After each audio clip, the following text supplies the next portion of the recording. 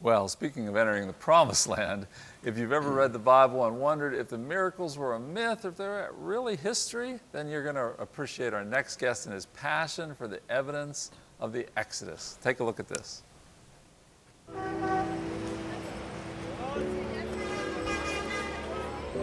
This story of the Exodus Sea crossing is where it all began for me over 18 years ago. I can't explain exactly why I've been so taken with this account that I would risk my own business and personal life to explore these questions. I just knew it was something I had to pursue. And after all those years, I did find a pattern of evidence showing that the Exodus and conquest happened, and that Moses really could have written about these events as an eyewitness account.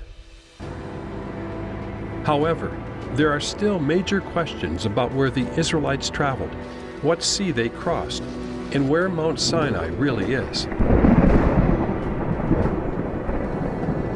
In fact, after Israel gained control of the Sinai Peninsula in 1967, they searched extensively for evidence of their history. But no trace of the Exodus journey was found at the traditional locations.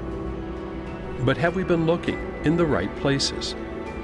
If we can determine which sea was crossed, it could give clues about where to look for Mount Sinai. So now for me, the first issue in the Exodus journey is the Red Sea miracle. What sea was really parted, and could there still be evidence?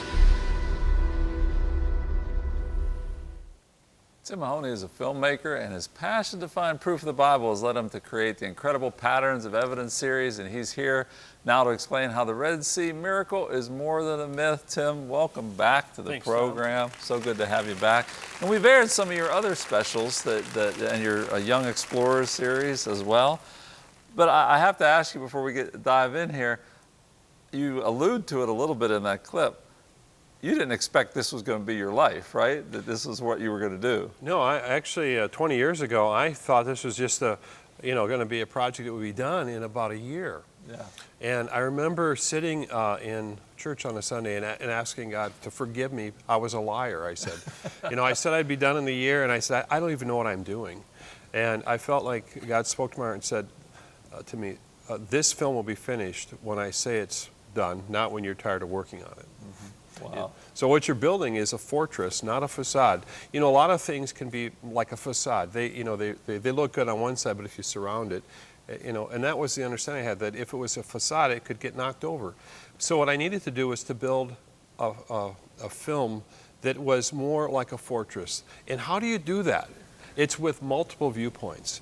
The more I was able to engage criticism and actually, deal with it and hear from different people who said that they didn't believe the events happened, I'd have to say, well, then tell me why. And as you start to map that out and use logic, you start to realize that, well, wait a minute, there's not as big a problem here as people might think, and that's what a Patterns of Evidence film does. It says, well, what does the Bible say, and is there a pattern for it that I can see in the history and archaeology?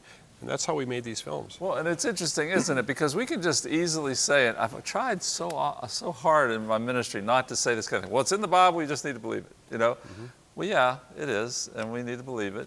But there should be evidence. There should be some kind of thing that it could stand up to historical criticism, that sort of thing. So you've investigated this so much so that you've got 2 movies coming out. Right. So why 2 films? Maybe we could ask that first. Well, after years and years of investigating something, you start to realize how much there is to talk about. And our film company is called Thinking Man Films. And so when I'll get into a project, I will start to look at the different viewpoints, and there's multiple viewpoints that have added to the confusion at times as to why people say the events of the Bible didn't happen. So I wanted to basically divide it up into what I saw as 2 main areas. I've somewhat moved past people say it didn't happen. Yeah. Now I'm moving to how did it happen. Mm-hmm. So I found out that there was one approach called the Egyptian approach and another one called the Hebrew approach. Okay. And the Egyptian approach basically sees the events of the Exodus very near Egypt, and they believe that the Bible took words from Egyptian and made those words connected to it. That made the crossing close to Egypt. The Hebrew approach says no.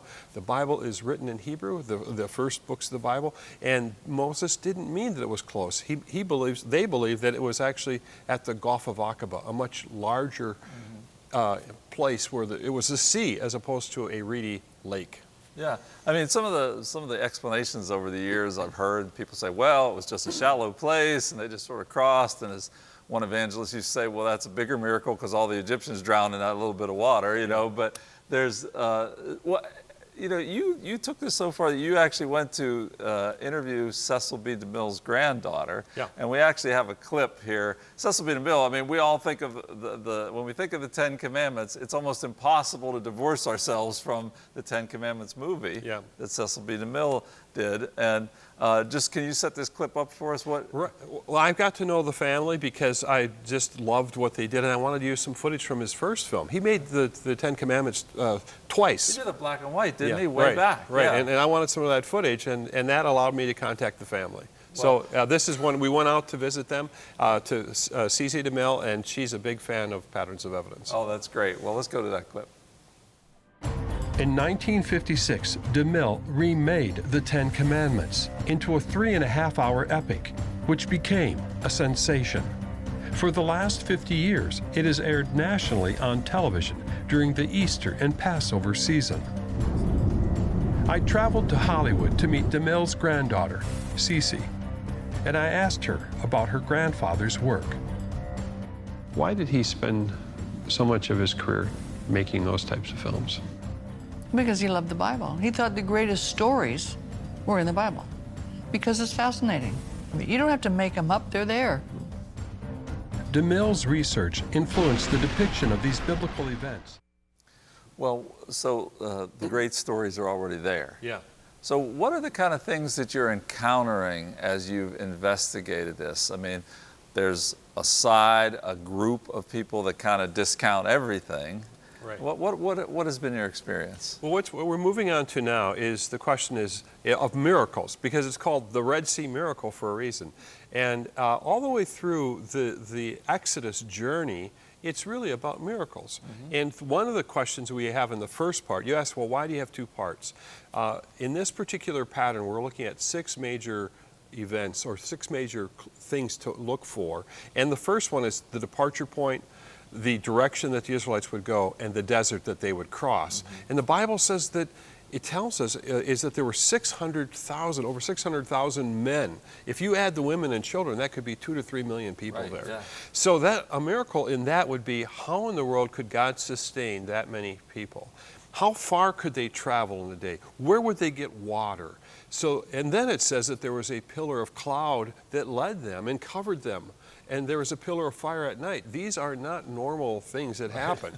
So the question then is that, how do you explain that? Is it a natural phenomena, or are the population numbers misunderstood? Mm-hmm. You know, and so that's what the first part of the film is really investigating, is these early miracles, as it were, but other people are saying no. The Bible is telling us that this was a supernatural, epic event.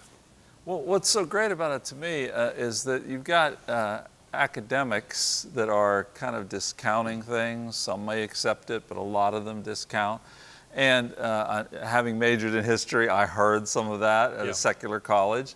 And so, but then you know, as they've got a lot of assumptions themselves, don't they, that can be challenged. Right. Yeah. In fact, I like to do that. I like to actually not challenge them, but I like to understand their assumptions, because it then leads you to understand how they got to where they are. And you know, in my other film, The Moses Controversy, 3 of the key interviews I had, those men were raised in Christian homes, and later they became agnostics. So I said, I want to know what happened. Yeah. Explain this to me, because today a lot of young people are turning away from the faith of their families. Mm-hmm. And I want to understand, well, what is it about the Bible or about our faith that you don't understand, or that you are confused about, or what causes you not to be attracted to the Bible. Do you not believe that it's true? Yeah. And what we're seeing is that we're getting emails where people are saying, you know, you're explaining things so I can understand it. And our films are based on logic. Believe it or not, they're based on logic because you said something in the beginning. If it's history, if we have a historical faith and the Bible is telling us we do, then there should be some form of a pattern of evidence in that history that we can find, and that's why these films are working. I couldn't make a film if there wasn't evidence there, right. And I couldn't find a pattern if it wasn't there. I didn't place the pattern there. It's there. All I'm doing is saying, hey, what if we look for this pattern and we can find it, and that's exactly what we're able to do. Well, and it's so good, and I love the title. I love that it's Patterns of Evidence. Well, we have the trailer for the Red Sea Miracle film. Let's take a look at that.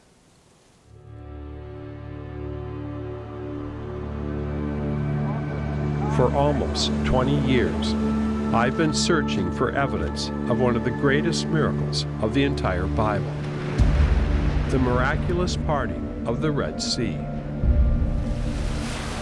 Tim, the first question most people ask is, where's Mount Sinai? My first question as a geographer is, where was the sea that was parted and crossed? So what do you think the crossing site, where would that be? Well, for once, I'm going to follow the conventional argument here. When I look at the Exodus story through the eyes of a scientist, then it contains a lot of observations which just make sense to modern science. I think it is possible to demonstrate that it took place in close proximity to Egypt. I know that some people would say, well, there were probably 5,000, maybe 20,000 Israelites. This matter of large numbers is a very, very thorny issue. There has to be enough Israelites in order to make Pharaoh and the rest of Egypt scared. Whether the 10 plagues happened is a miracle. Whether the Red Sea parted is a miracle. Archaeology cannot prove or disprove a miracle.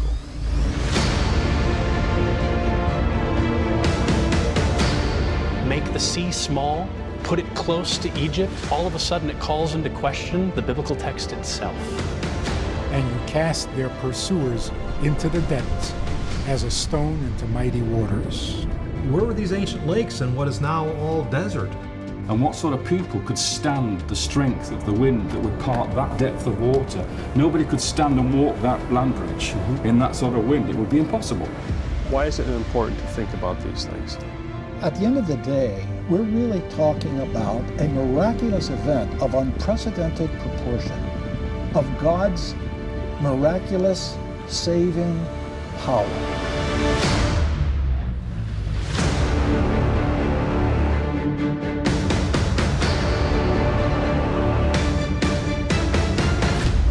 The Red Sea Miracle is a two-part film series Fathom event, February 18th and May 5th.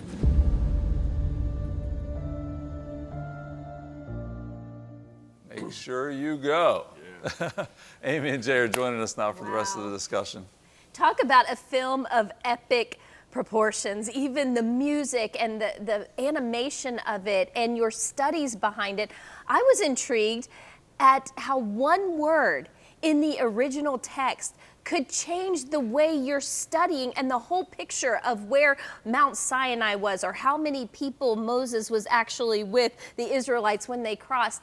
Tell me about that one word that can change it the has whole to do with, story. Yes, the one word, Yam Suf, is actually, I mean, it's actually two words, but Yam Suf meaning that one meaning of that, the sea that was crossed. Yam meaning sea, but the question is, what does Suf mean? And this is a Hebrew word. And so some people believe that Suf means actually reeds. And other people believe, no, it doesn't mean that. It means the end or the edge. And so we have these two different viewpoints, an Egyptian viewpoint and a Hebrew viewpoint. And they lead you to two different locations. One near Egypt, close to Egypt, the story is there on a shallow reedy lake, and the other one is a mighty sea. And that's really what the investigation is doing. Yeah. Well, you know, I have a question for you. I mean, you've done the research, you're the one who's behind the scenes with all this. What is the most astounding thing that you've seen in all this that blew you away? Well, you always like to ask the tough questions, don't you? Yeah. One? You want me to pick one? Yeah, just one really juicy one. I think the fact that God, that this is a big story. this is a big narrative. I mean, it's a big account. And if it's as big as it is, it's bigger than we actually have ever seen. And if God is doing this, sometimes what I've realized is making a film, it brings you to a place where you can be confronted with the fact that your mind isn't big enough for how this could have been. And when God says about 140 times, I think it is, do not forget what God did by bringing you up out of Egypt, he means do not forget.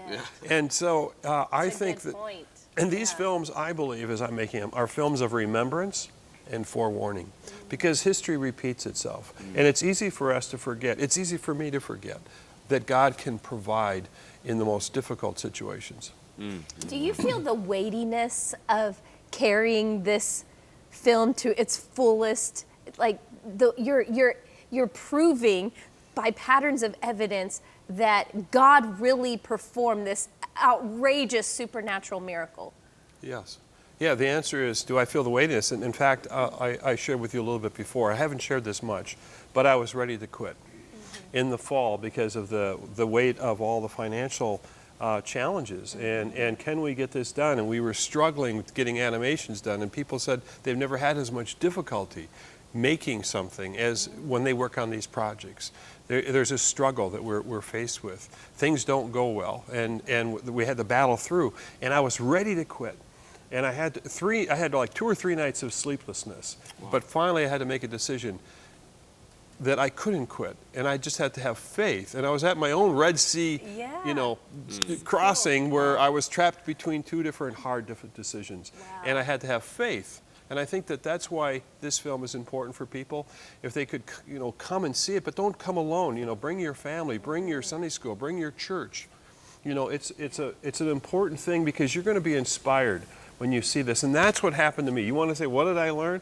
I'm learning that there are times when God puts us into a place. That pillar led them. The Lord led them to that place because God was going to be doing something there. It reminds me, you're giving the Bible back to us in a way that says, hey, it is an article of faith, but there's history here. There's evidence here. I think of when C.S. Lewis did his Mere Christianity talks, it was for the soldiers in World War II, and one of them said, you've given our faith back to us. And that's what I kind of feel like you're doing, is you're showing us that this is believable. This is not just merely an article say, well, against all evidence, I'm going to believe. Yeah. It's not like that. There's evidence. Well, C.S. Lewis is going to show up in Red Sea Miracle. He's coming, and others.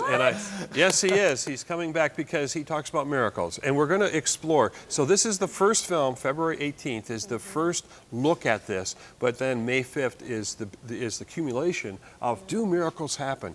And have miracles happen today? And I'm going to show you some evidence. Well, we've got a clip. I know we've got a lot of questions, but I love these clips. If we could go to the next clip.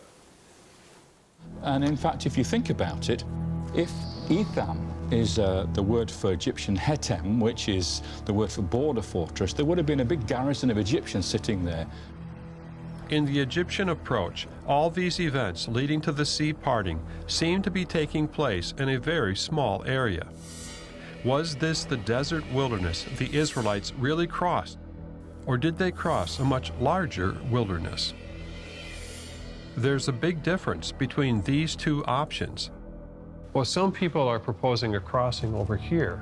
That's true, but if you look at the distances involved here between Sukkoth over there, then you have to have Etham over here, and then you have to have the third camp over here. We're talking 250 miles in that distance. It's just too far. Is it too far? Too hard for God? February 18th. February 18th, yeah, you'll find out. But yes, that's the question. And I think that, logic, I talk about our films are based on logic. We call it dramatic logic. And so the question then is, well, what is the Scripture saying, and can we make logic of understanding this? And that's why we go back and look at maps, and we look at, the thing that's great about it, by the way, is the geography is still there. So not all the lakes are still there, but the geography is there, so you can look at different things that are mentioned that you could compare.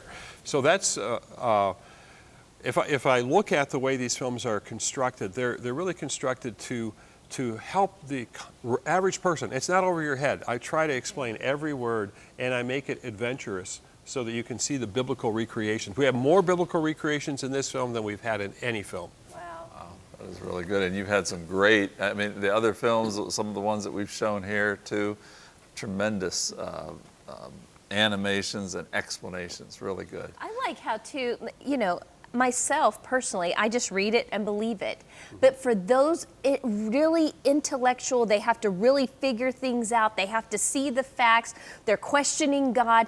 This answers those hard questions, and you just dive right in. So I just pray that those that are, is God even real? Because this is like the foundations of our faith that you're unveiling here, and it all lines up to the Bible is true, and what God says is true.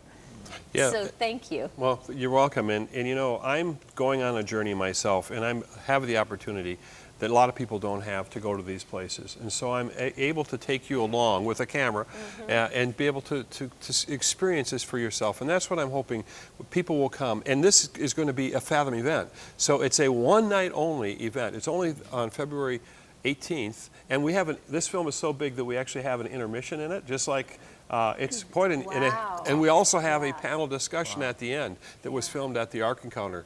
So it's going to be great. Good stuff. That's great. Well, Tim, thank you so much for being with us, first of all. We want you to join us at the end for prayer. Could you do that as well? Yes. All right. Thank you so much, and thank you for producing these films.